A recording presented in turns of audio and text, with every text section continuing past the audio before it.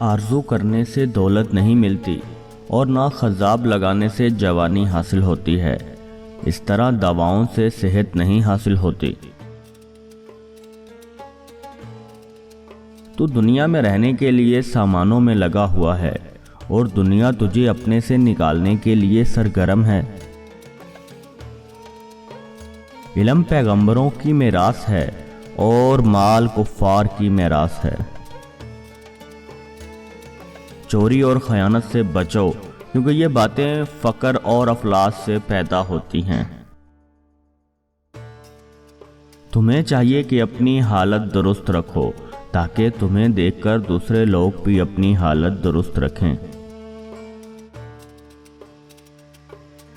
جو شخص صرف شکایت زبان پر نہیں لاتا وہ خوشگوار زندگی سے ہمکنار رہتا ہے۔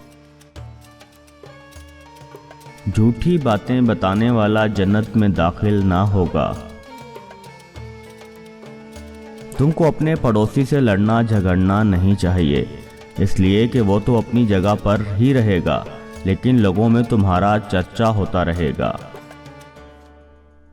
علم کے بغیر عمل بیکار ہے اور عمل بغیر علم کے بیکار ہے۔ ہر روز بلکہ ہر گھڑی نیک عمل کی کوشش کرو۔